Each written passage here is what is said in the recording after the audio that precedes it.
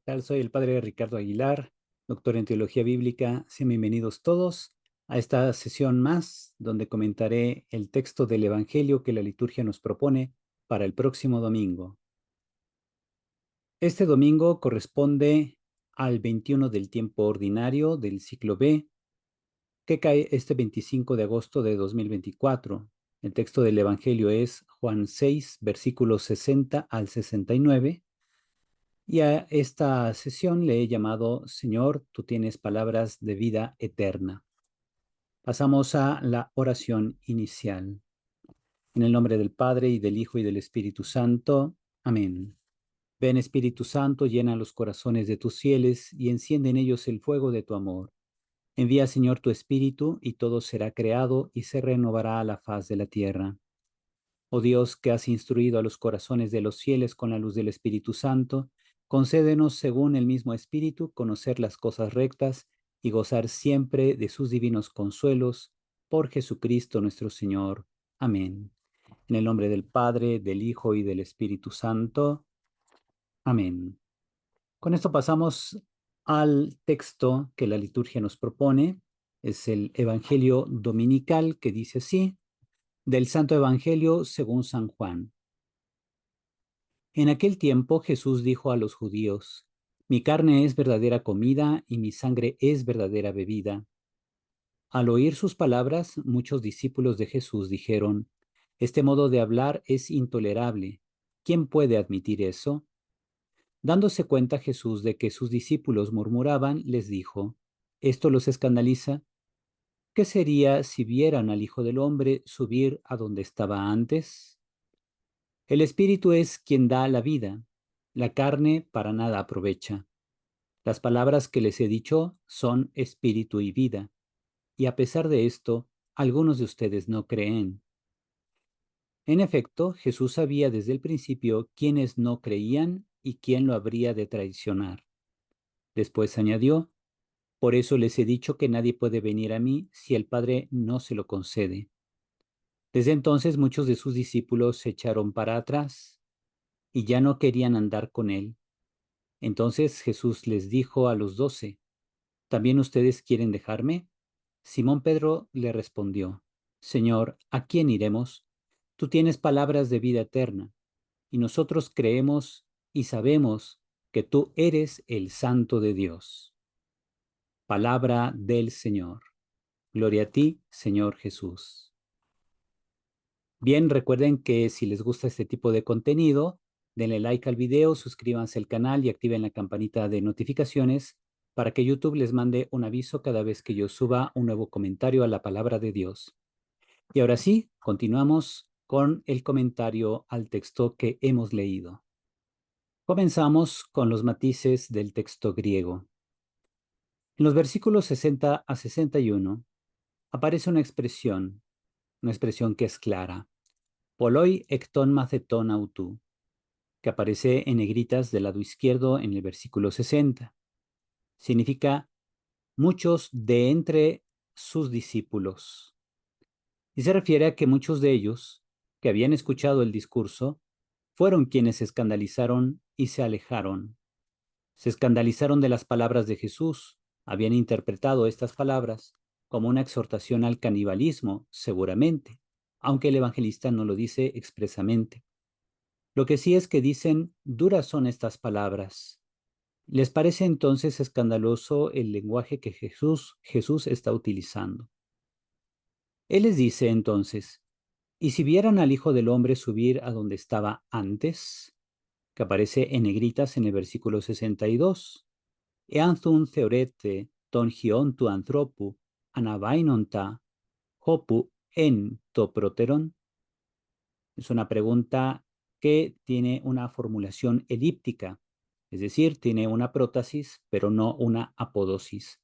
Viene un condicional, y si fuera esto, deja los puntos suspensivos, y eso deja al lector la tarea de complementarla mediante una respuesta que exija un acto de fe, un acto de fe en Jesús, o un acto de rechazo. Efectivamente, cuando Jesús nos dice, ¿qué sería, qué harían ustedes si vieran al Hijo del Hombre subir donde se encontraba antes? El hombre de fe diría, pues definitivamente creería en sus palabras. Pero quien rechaza el mensaje de Jesús diría, estás loco, eso no puede suceder. De este modo, entonces, se va cumpliendo una característica propia del Evangelio de San Juan, que es abordar la escatología desde una perspectiva presente. Es decir, cielo o infierno se definen desde el momento en que el hombre acepta o rechaza a Jesús y su mensaje. Diferente a la propuesta general que encontramos en los evangelios sinópticos, donde el tema escatológico generalmente, aunque no siempre, pero generalmente se aborda como un tema de final de los tiempos. Aquí San Juan lo presenta en el ahora. Jesús hoy predica, hoy realiza signos y suscita la necesidad de una respuesta en los hombres que contemplan sus acciones, que escuchan sus palabras y que deben tomar una determinación si aceptan o no a Jesús y su mensaje. Después tenemos los versículos 63 a 65. Solo el Espíritu es dador de vida. Aparece la expresión top neuma estin to sopoyun. ¿Qué significa eso? El Espíritu es el dador de vida. La carne, que es la condición ordinaria en el mundo, nuestra condición natural, no puede comprender las palabras de Jesús, que son espíritu y vida. Pneuma kaitzoe se dice en griego. Quiere decir entonces que para comprender el mensaje de la revelación se necesita una acción del Espíritu Santo en nosotros. Se necesita también la disposición de parte del hombre a abrirse a la fe, pues la carne por sí misma, es decir, nuestra condición natural, no puede entender las cosas del cielo. Quienes no creen, que aparece así en griego, hoi u pisteusin, son aquellos que rechazan su palabra, su mensaje y su persona. Esto confirma palabras previas de Jesús, cuando dice, udeis dinata elthein prosme, ean me e de domenon auto ectupatros, que significa, nadie puede venir a mí si no le es concedido de parte del Padre. La verdad de la revelación no la puede entender nadie al margen de la fe. Solo ésta hace posible comprender la revelación. El evangelista insiste en el primado de la revelación y que ésta solo puede venir de Dios. Y esa es la gran diferencia entre la fe cristiana, que es una fe revelada, y una religión natural. Es decir, como por ejemplo los hombres de las cavernas, pues ya creían en dioses, idolatraban pues a elementos de la naturaleza, pero era el producto de su imaginación. Ellos hacían una especie de lectura simbólica de los elementos de la naturaleza o de las fuerzas de la naturaleza, y de ahí ellos daban su asentimiento de creer que efectivamente cada fuerza de la naturaleza era una deidad, una divinidad. En cambio, la fe revelada tiene a Dios por autor de la revelación. Él se muestra no como una fuerza natural, sino como una cercanía sobrenatural, un Dios que se experimenta en la interioridad. No es un Dios que se pueda probar mediante medios científicos, sino que se va experimentando, sobre todo en el interior de la vida, como alguien que da un pleno sentido a la vida a través de una serie de acciones que manifiestan su amor, su solidaridad, su estar ocupado de nosotros, mas no preocupado. La preocupación es una pasión humana. En el caso de Dios, pues Él no tiene esas preocupaciones. Él se ocupa más bien de nosotros, nos da su tiempo, nos da su entrega en el devenir de nuestra vida. Así es como Dios se hace cercano y se hace sentir. Pasamos ahora a los versículos 66 a 69. El versículo 66 comienza con una expresión ectutu, que significa a partir de esto, a partir de entonces. También podría traducirse a causa de esto, y alude a un antes y un después de la actividad ministerial de Jesús. La idea es que este discurso en Cafarnaúm fue el parteaguas que dividió a los verdaderos discípulos de aquellos otros que estaban limitados por la incredulidad, que son los que les pareció que el lenguaje de Jesús era muy duro y se fueron. Jesús cuestiona a los 12 para que tomen posición definitiva ante su palabra. Les plantea una pregunta: Me caí himeis celete hipagein, que significa, ¿acaso no también ustedes quieren irse? Lo cual da pie a la confesión de fe de Pedro, según el Evangelio de Juan. Comienza Pedro por una pregunta: Kyrie, prostina apeleusómetha, Señor, ¿a quién iremos? Seguida de una confesión formal: Rematat soes aiunio egeis, palabras de vida eterna tienes. Gemeis pepisteucamen, nosotros hemos creído, kai egnocamen, y hemos sabido, jotisú, que tú, eijohagios tuceu, eres el santo de Dios.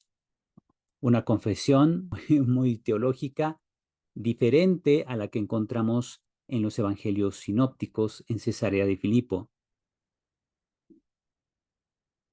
Con esto pasamos al comentario.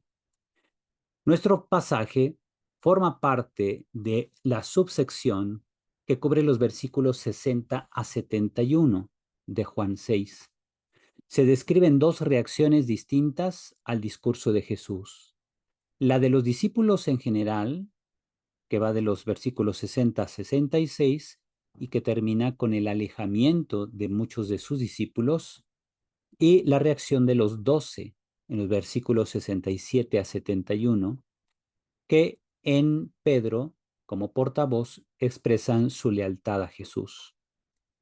Esta diferenciación subraya que no todos los discípulos de Jesús pertenecían al círculo íntimo de los 12.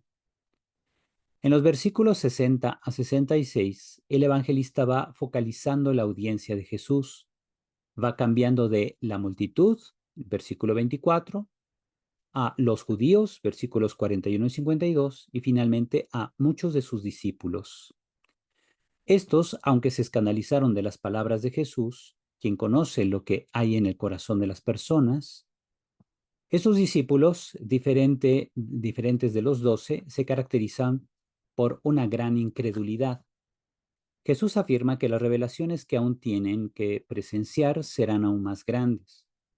Por segunda vez, después del diálogo con Nicodemo, en Juan 3:13, Jesús menciona su futura ascensión. Dice que será levantado.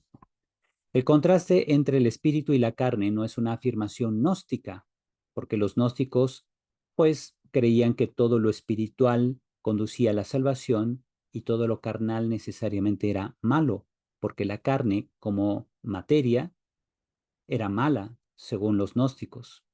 Según los cristianos, la carne es redimida por la acción de Cristo. Y por eso, este contraste entre espíritu y carne en el texto de San Juan no puede ser una afirmación gnóstica, sino una expresión que simplemente afirma que la condición natural del hombre es limitada y no puede otorgar vida eterna, pues ésta tiene como fuente al espíritu vivificante, mientras que la carne pues es mortal. Muchos discípulos de Jesús, como los judíos, no pueden entender las palabras de Jesús porque están cerrados al Espíritu.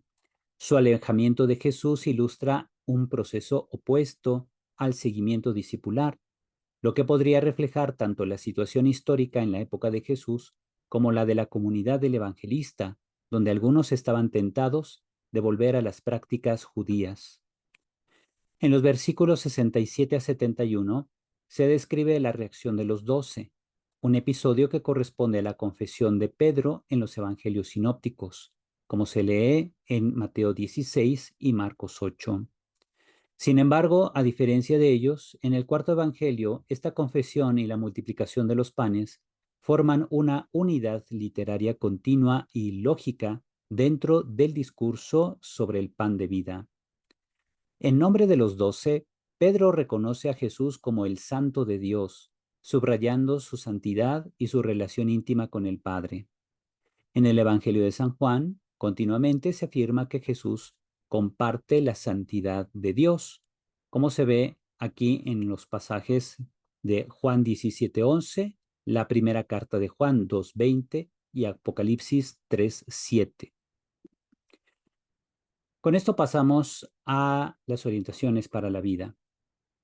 Tras un discurso eminentemente eucarístico, la separación de algunos de los discípulos muestra la importancia de tomar una posición definitiva ante Jesús y sus palabras.